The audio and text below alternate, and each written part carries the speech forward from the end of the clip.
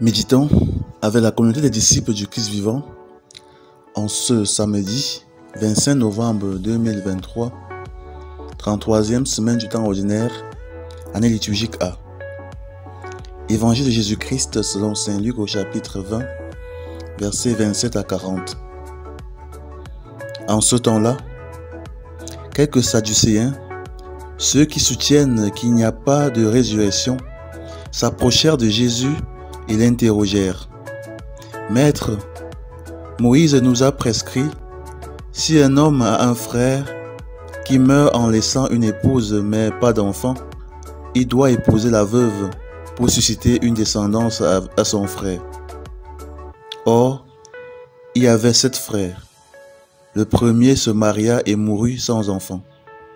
De même le deuxième, puis le troisième épousèrent la veuve, et ainsi tous les 7.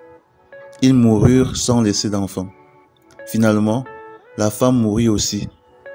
Eh bien, à la résurrection, cette femme-là, duquel d'entre eux sera-t-elle l'épouse, puisque les 7 l'ont eue pour épouse? » Jésus leur répondit, « Les enfants de ce monde prennent femme et mari, mais ceux qui ont été jugés dignes d'avoir part au monde à venir et à la résurrection d'entre les morts ne prennent ni femme ni mari, car ils ne peuvent plus mourir. Ils sont semblables aux anges, ils sont enfants de Dieu et enfants de la résurrection. Que les morts ressuscitent, Moïse lui-même le fait comprendre dans le récit du buisson ardent, quand il appelle le Seigneur le Dieu d'Abraham, Dieu d'Isaac, Dieu de Jacob. Il n'est pas le Dieu des morts, mais des vivants. Tous, en effet, vivent pour lui. » Alors, certains scribes prirent la parole pour dire, « Maître, tu as bien parlé. » Et ils n'osaient plus l'interroger sur quoi que ce soit. Acclamons la parole de Dieu. Méditation. Frères et sœurs en Christ, que la grâce de notre Seigneur abonde dans chacune de nos vies. Ce matin, les Sadducéens qui ne croient pas à la vie éternelle, la vie après la mort, veulent piéger Jésus. Ils lui racontent une histoire d'une femme qui a eu 7 maris, qui sont tous morts et avec qui elle n'a eu aucun enfant pour justifier le fait que la vie après la mort serait impossible, puisqu'elle ne pourra être la femme d'aucun d'entre eux après sa mort.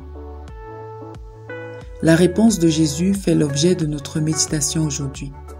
Dieu est un Dieu de vie, qui vit éternellement, qui est éternellement et qui ne souhaite que la vie pour chacun de nous. La réponse de Jésus nous ramène au Seigneur notre Père. Il est le Dieu des vivants, d'Abraham, d'Isaac et de Jacob. S'il est leur Dieu, c'est alors qu'ils sont vivants, même s'ils ne sont plus de ce monde. La réponse de Jésus nous rappelle que Dieu est la vie et qu'il aime la vie. S'il a offert à l'humanité un plan de salut à travers Jésus-Christ, son Fils unique, c'est qu'il nous veut vivants et heureux.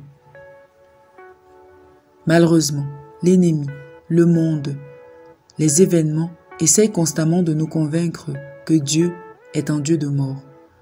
La crise, la maladie, les catastrophes, les tragédies nous font croire que si Dieu a laissé passer cela, alors il doit être satisfait de voir l'homme à terre, ou alors que cela ferait partie de son plan. Pourtant, ce n'est pas le cas. L'origine du mal, c'est Satan, et c'est aussi nos actes à nous-mêmes les hommes. Dieu, lui, répare, arrange, tire le bien du mal que nous faisons. S'il laisse faire, c'est qu'il nous a offert la liberté de choisir, de le laisser intervenir ou pas. La souffrance ne faisait pas partie du plan de Dieu, mais notre péché l'a introduit, et le Seigneur nous sauve à travers, et surtout même malgré cette souffrance qu'il ne peut empêcher complètement. En analysant la vie d'Abraham, d'Isaac et de Jacob, nous ne voyons pas des hommes qui n'ont pas souffert, mais des hommes qui, malgré les difficultés, les épreuves, les combats, n'ont cessé de garder la foi en Dieu, en la vie, en l'espoir d'une vie meilleure, d'une fin heureuse. Ils n'ont pas cessé de croire que le Seigneur avait un plan d'amour, de joie, de paix pour eux, et se sont accrochés à lui. Ils savaient également que la vie, c'est être en communion avec Dieu, et que cette communion ne se termine pas sur cette terre, mais va pour l'éternité. Croire au Dieu de vie, c'est, malgré les difficultés, les crises, garder l'espoir en Dieu.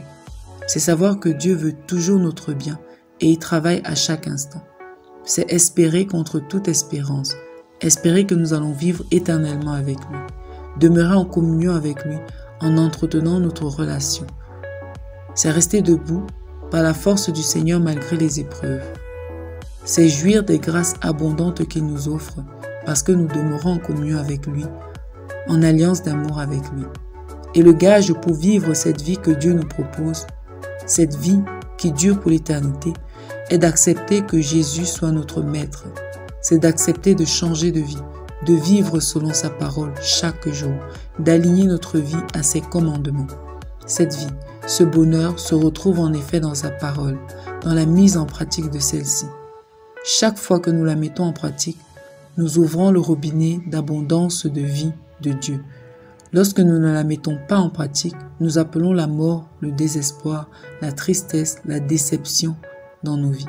Et si nous demeurons fidèles jusqu'au bout, nous continuerons cette vie pour même après le passage de la mort de cette vie terrestre, pour continuer la vie éternelle commencée sur terre. Revenons donc en nous-mêmes. Qu'est-ce qui règne en nous? Est-ce la mort, la négativité, la désillusion, le désespoir, la tristesse? Ou alors la vie, la joie, l'espoir, la foi, l'amour en Dieu et l'amour de Dieu? Que devons-nous faire pour mieux expérimenter et entrer dans cette vie éternelle qui commence sur cette terre que Dieu nous offre si nous voulons marcher avec lui? Que devons-nous laisser? Que devons-nous faire? Prions. Seigneur, accorde-nous la grâce de te voir tel que tu es et de t'accepter pleinement dans nos vies, toi le Dieu de vie, le Dieu qui ne veut pas que nous mourions, mais que nous vivions. Intercession. Nous te prions, Seigneur, pour tous ceux qui ne croient pas en Dieu, afin qu'ils aient la grâce de découvrir la foi en Jésus-Christ et de l'accepter. Maman Marie, intercède pour nous. Exercice spirituel. Faisons aujourd'hui un acte pour signifier au Seigneur que nous croyons qu'il est un Dieu de vie, en mettant sa parole en pratique, en gardant l'espoir dans une situation difficile, en refusant de céder à la tentation du péché. Loué soit Jésus-Christ.